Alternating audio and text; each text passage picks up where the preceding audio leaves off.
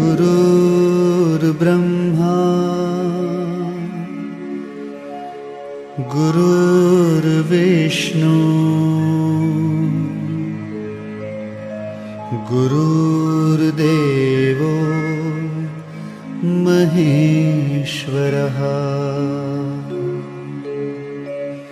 गुरु साक्षात् परब्रह्मा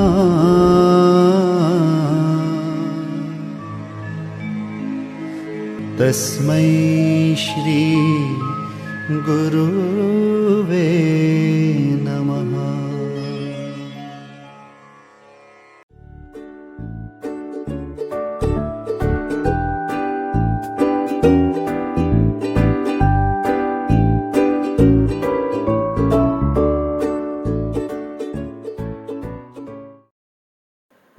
Hey everyone, this is Rohit back with the 11th Commerce Gujarat Board Economics lecture.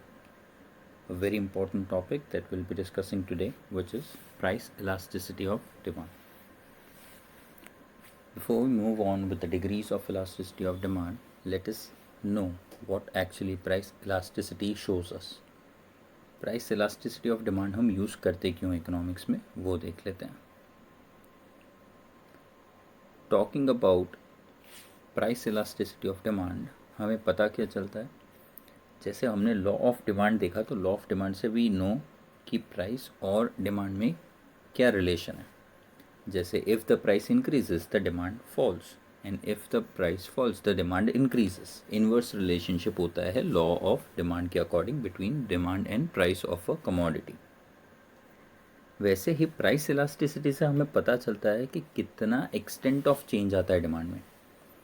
ठीक है, change क्या आता है वो हमने लॉ ऑफ डिमांड में देखा, पर कितना चेंज आता है वो हमें लॉ ऑफ डिमांड नहीं बताता है.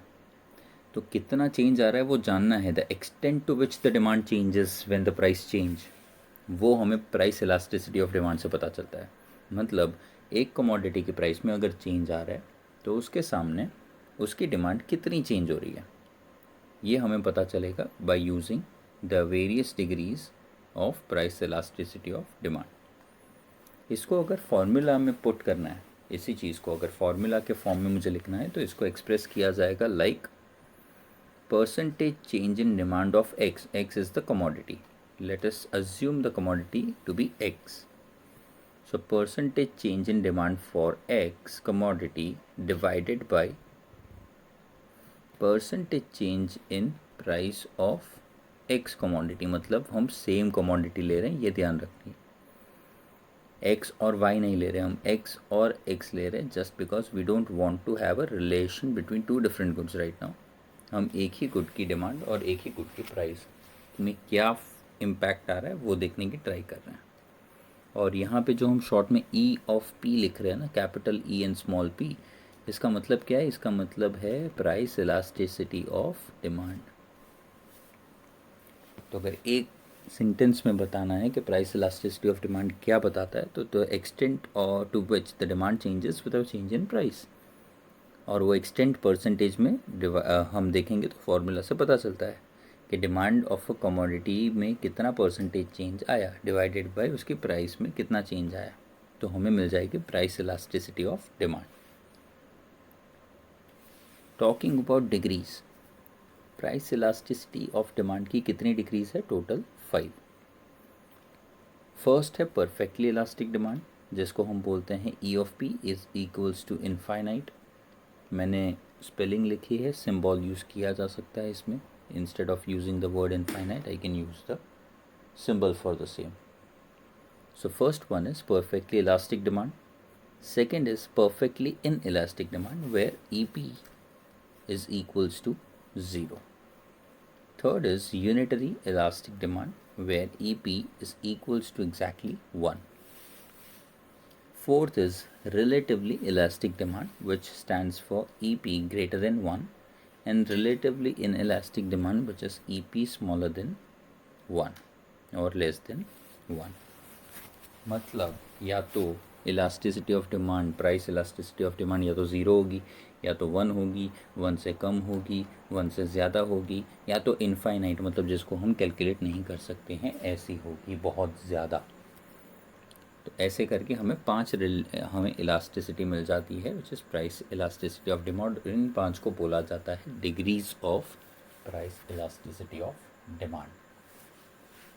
एक एक को देख लेते हैं। आज के वीडियो में हमारा पर्पज़ यही है कि प्राइस इलास्टिसिटी की 5 डिग्रीज एकदम प्रॉपरली हम देख लें। फर्स्ट देखते हैं perfectly elastic demand. Perfectly elastic demand का मतलब यही है that E of P is equals to infinite. अब इसमें हमें ध्यान रखना है, इनफाइनाइट का यहाँ पे मतलब है कि there with the change with a negligible change in price, किसी कमोडिटी की प्राइस में बहुत ही कम चेंज आ रहा है तो उसकी डिमांड कितनी चेंज हो रही है? Infinite. So a negligible change in the price of a commodity results into infinite change in the demand of the commodity. अब ये negligible change in price को हम देखें तो इतना कम होता है कि हम उसको कंसिडर कर सकते हैं टू बी स्टेगनेंट, सेम। तो यहाँ पे ध्यान से देखेंगे तो हमारी y एक्सिस क्या बता रही है? प्राइस बताती है। प्राइस हमने क्या ले लिया? स्ट्रेट लाइन है, मतलब प्राइस तो हर लेवल पे सेम ही है, प्राइस चेंज ही नहीं हो रही। यही डी पॉइंट जो आपको दिख रहा है यही है प्राइस, लेकिन डिमांड हर लेवल पे एक नई बन रही है। डिमांड इनफाइनाइट चेंज हो रही है बट प्राइस में नेग्लिजिबल चेंज है, ना के बराबर। इसीलिए ये E of P is equals to infinite. इस तरीके की डिग्री को या इस तरीके की इलास्टिसिटी ऑफ डिमांड को बोला जाता है परफेक्टली इलास्टिक। मतलब परफेक्टली इलास्टिक का मतलब क्या समझते हैं हम? जितना ज़्यादा स्ट्रेच कर सकते हैं उतना। तो यहाँ पे डिमांड इनफाइनाइट स्ट्रेच की जा रही है पर उसके सामने प्राइस में कितना चेंज आ रहा है? नेग्लिजिबल। तो इसमें आपकी डिमांड कर्व जो है वो बनेगी parallel to X axis. Parallel to X axis. Parallel क्यों बन रही है? बिकॉज प्राइस जो है वो सेम ले ली हमने, बिकॉज नेग्लिजिबल चेंज है, ना के बराबर। दूसरे की बात करें तो perfectly in elastic demand. Now talking about perfectly in elastic demand, ये पूरा उल्टा हो जाएगा। अभी जो हमने देखा, अभी क्या देखा हमने कि प्राइस में बहुत कम, ना के बराबर चेंज आ रहा है, तो डिमांड इनफाइनाइट पर चेंज हो रही है।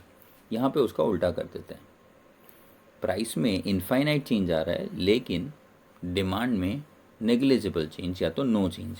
तो अब क्या होगा? वहाँ पे एक्स एक्सिस से पैरेलल डिमांड कर्व था, यहाँ पे वाई एक्सिस से पैरेलल है। डिमांड सेम है, डिमांड क्या है? डी या जो लाइन दिख रही है वो सेम है हर लेवल ऑफ प्राइस पे, लेकिन प्राइस चेंज हो रही है। तो यहाँ पे प्राइस चेंज होती जाएगी लेकिन डिमांड चेंज नहीं होगी, is equals to zero. Demand zero, change ही नहीं आ रहा है। Talking about the third one, unitary elastic demand. Unitary का मतलब ये होता है 1, मतलब यहाँ पे डिमांड इज़ एग्जैक्टली 1। जैसे मैं बोलूँ 5% से प्राइस जो है वो कम हुई तो 5% से डिमांड बढ़ गई, ठीक है। Decrease in price is 5% and increase in demand is 5%। तो 5% डिवाइडेड बाई 5% क्या आएगा? 1। तो ये एक आइडियल डिमांड कर्व बनाता है, ठीक है। इसका स्लोप आइडियल है। आइडियल मतलब जैसा हम पढ़ते हैं डिमांड का स्लोप जैसा होना चाहिए, इसमें वैसा ही आपको स्लोप मिलेगा। तो प्राइस में चेंज आने के साथ डिमांड भी चेंज होगी। Next is relatively elastic demand. अब रिलेटिवली इलास्टिक डिमांड का स्टेटमेंट क्या फॉर्म होगा? इसके लिए पहले फॉर्मूला क्या है इसका? ई of P is more than 1। So when the percentage change in demand is more than percentage change in price, price में जितना चेंज आ रहा है उससे ज़्यादा डिमांड में चेंज आ रहा है। मतलब अगर प्राइस 10% से बढ़ रही है तो डिमांड में चेंज 30% आ रहा है। प्राइस का चेंज और डिमांड का चेंज, इसको कंपेयर करना है। So the change in demand is more than the change in price. इसको बोला जाता है रिलेटिवली इलास्टिक डिमांड और इसमें थोड़ा सा स्टीप स्लोप बनेगा।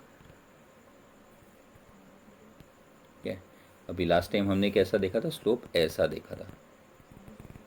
अब कैसा बन रहा है? थोड़ा स्टीप बन रहा है, फ्लैट बन रहा है थोड़ा, ठीक है। क्यों? बिकॉज डिमांड में थोड़ा ज़्यादा चेंज आ रहा है। और लास्ट है उसी जैसा है जो हमने लास्ट देखा, which is relatively in elastic. This is last में हमने पढ़ा रिलेटिवली इलास्टिक, अब इसमें उल्टा उसका उल्टा हो जाएगा। यहाँ पे होगा percentage change in demand is less than percentage change in price.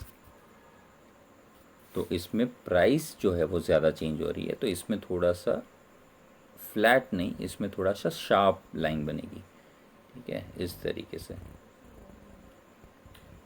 Demand के कंपैरिजन में प्राइस में ज़्यादा चेंज आ रहा है, and thereby this is known as relatively inelastic demand. Demand पे ज़्यादा फ़र्क नहीं पड़ रहा है, इन इलास्टिक है कंपैरेटिवली, इसीलिए इसको रिलेटिवली इन इलास्टिक डिमांड बोला गया है।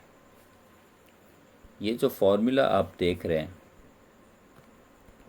ये हर एक में सेम अप्लाई होता है। फॉर्मूला क्या है? Proportionate change in demand upon proportionate change in price.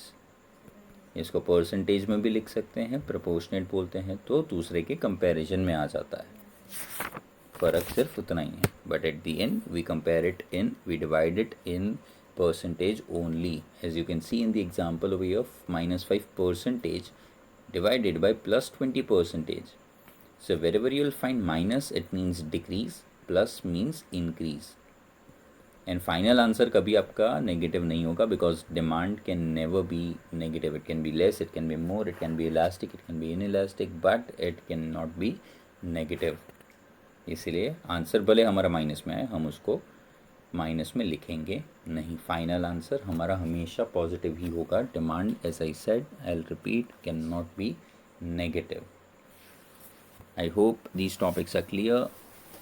Stay tuned for the next topics related to elasticity of demand.